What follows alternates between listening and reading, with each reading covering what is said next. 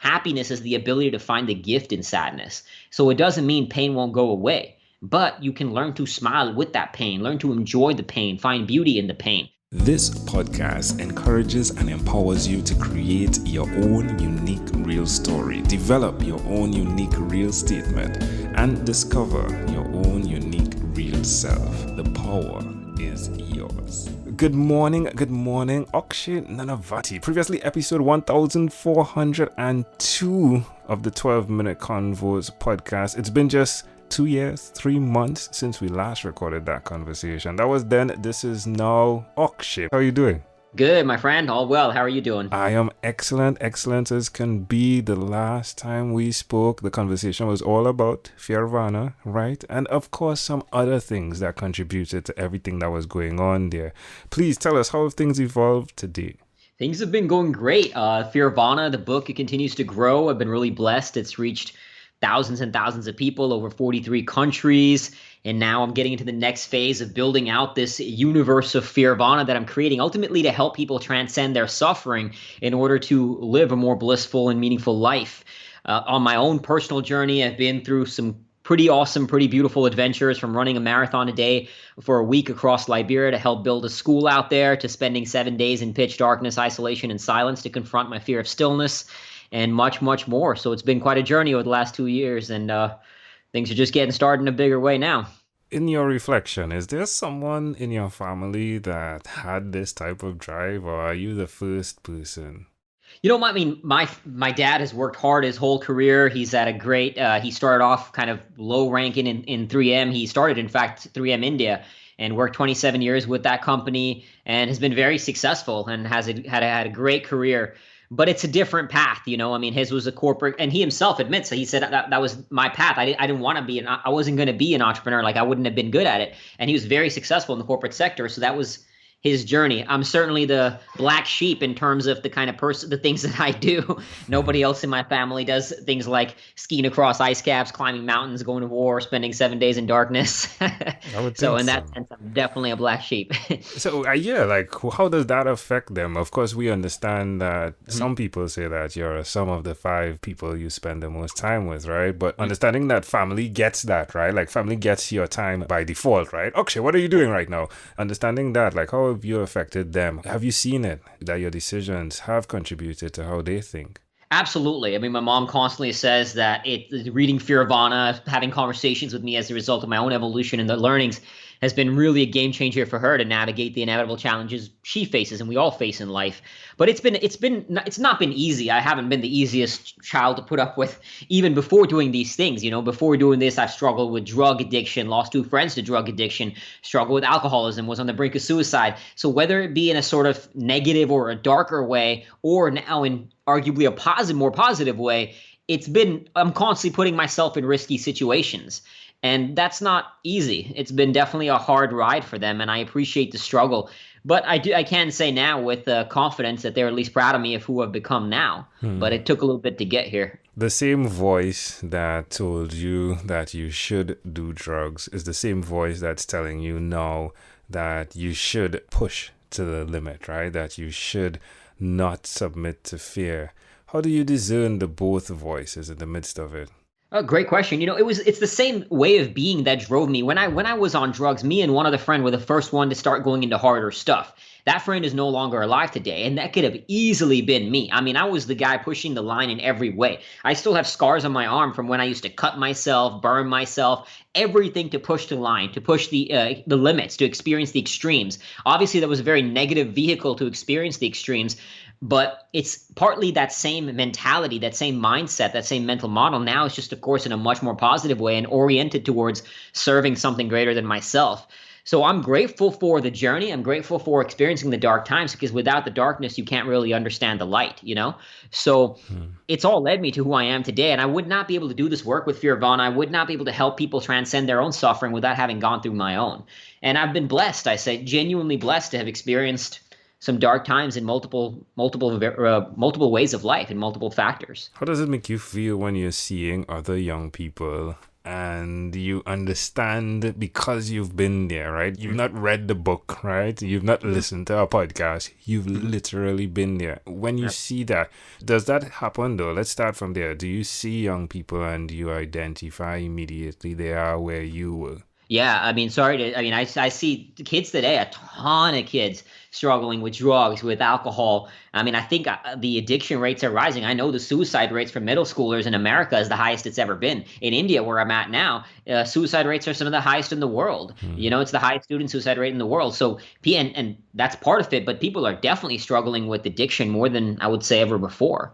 And I would say it's only going to get worse because of the world we live in and the world and the mentality we're cultivating in this environment. When you do see that, how does it make you feel seeing that that child has that possibility then to be, because you're a real life example, right, of changing decisions and what could happen. So how does it make you feel? I empathize for sure. I empathize with them. I empathize with the struggle and empathize with the fact that the environment today is even worse externally than the environment when I grew up in, which is now even worse than the environment my parents grew up in. You know, now there's these little dopamine machines all the time. There's the social media thing. Our brain is not designed, especially a younger kid's brain, like a teenager, and even before that. Our brain is not fully formed yet at that age. And we're doing these things to our brain that are absolutely destroying the brain on a neurological level. Not to mention, there's so many factors. There's this paradox of choice, more choices than ever before. As a result, nobody knows what to do with those choices, right? I mean, again, research has shown when there's too many choices, we don't make decisions. Not to mention another factor, we live in this world of instant gratification. We're looking for the easiest path out because the world is telling us. So when a kid is born into this world, they don't know any better. Nobody does. We're taught our belief systems and our mental models by the world around us. So when the world around us is creating such a destructive environment, which it is, what are they going to do? So I empathize with the struggle, and that's what I'm doing to help reframe this environment, to show that easier is not better. This instant gratification mindset, it defeats the whole purpose, that it's not about the result. You know, it's not about the six-pack abs, the $1 million, the car, the house, all these things that we want. It's about the journey. It's about the struggle. It's about the trials. It's about the suffering. And through that suffering, we grow. Through that suffering, we evolve. And we cannot really appreciate the result anyway unless we've suffered to get there. So I'm doing that to reframe this mentality. But again, the world is very destructive in terms of the mindset it feeds and the things we're doing to create this environment that says easier is better, that we should get results as fast as possible. And then young kids are growing up believing that. And when they start realizing that that's just not how it works, we see the effect of that. Suicide, sometimes depression. Exactly. We're going through dark times, everybody, and we're seeing that rising and rising. Now, you've done what's necessary to go through dark times as well, just to quantify and qualify your statement for those that are listening. Some of these things are parcel of life, right? Where you've meditated on a very high level, haven't you, in dark spaces? Absolutely. I mean, when I came back from the war, I struggled with PTSD, with depression, with alcoholism. I was at a point in my life I was drinking like a bottle a day, man. I mean, I'd wake up, drink, pass out, drink again until until 5-6 days later, my body just couldn't take it anymore. And I came out of that darkness, and I found meaning in the suffering. Like, just as a tangible example, I struggled with survivor's guilt because I lost a friend in the war. And everybody told me that guilt is bad, don't feel guilty. And rationally, I get it. War, you can't predict where bullets fly, right? But emotionally, it didn't change the fact that the guilt was there. And what I came to realize through all my work, the inner work, is that the guilt, the post-traumatic stress is not indicative of post-traumatic stress disorder. The demons are not the enemy, and we can make them work for us. So, for example, what I did was I put a picture of my friend that I lost in the war up on my wall, and it said, "This should have been you. Earn this life."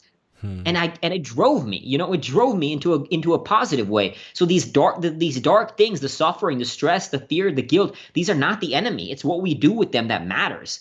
And so coming out of that, and you mentioned meditating in darkness. I went and spent 7 days in pitch darkness, isolation, and silence to really confront myself. I had nowhere to go but within. And that was very, very powerful. The single most important skill you need to succeed at anything, and the ridiculously simple method to cultivate it. Tell us what's going on at Fearvana, please. Absolutely. The single most important skill is to develop a positive relationship to suffering, or as I like to say, to suffer well. Because if you just think about it, when you learn how to suffer well and you learn how to smile in the face of struggle, it won't matter whether life hits you in the face or whether you're pursuing a meaningful challenge. Either way, you'll be able to smile in the face of the struggle. And it doesn't mean the pain won't go away. I always like to say that happiness is not the elimination of sadness. Happiness is the ability to find the gift in sadness. So it doesn't mean pain won't go away. But you can learn to smile with that pain, learn to enjoy the pain, find beauty in the pain. And I mean, there's, multiple little techniques and things you can do to cultivate it. But at the fundamental level, the core thing you got to do is you got to get out there and suffer. I mean, you can hear me on a podcast, you can read a book, you can do anything, right? Read an article, this, that, and the other thing. And they might provide a spark. Like somebody listening to this might be a spark. But the only way you're going to develop that positive relationship is to put yourself in the crucible, to forge yourself through the fire, right? You got to go into the spaces of pain, into the darkness, into the suffering, into the suck. And that's where you're going to learn. You'll find more about yourself in those spaces than you will anywhere else, but you got to go there. And there you're truly going to learn who you are and what you're capable of. And I guarantee you, you're going to find you're much more capable of than you think you are. I mean, I was, like, as an example, I was terrified of Ferris wheels when I was a kid. Of Ferris wheels, I was terrified of everything. And here I am, like, jumping out of planes. I free climb rock walls without rope and going to war. It's a 180. But it took one step at a time. So wherever you are, it's okay. But push yourself one step at a time. And on those edges will you really discover what it really means to be human. Amazing audience. Again, you're hearing it live from Akshay Nanavati. Akshay, my friend, it is such of a grand opportunity to check in a couple of years after our first conversation and to know that you've not given up, that this wasn't just a pie in the sky, fly-by-night thing, that this was something that you were really committed to, helping others understand that they too can pursue excellence, my friend. Of course, the suffering, understanding as well that the reality is the sacrifice. I do appreciate you tremendously, my friend. Thank you for your service to humanity. In closing, is there anything else you'd like to share with our amazing audience? Just 2 words: suffer well. Akshay, folks, a pleasure I treasure. Thank you for being on what is inspired by 12-Minute Convos with Angel Jones. This podcast is produced by Pod Edits. Visit podedits.com for professional podcast publishing.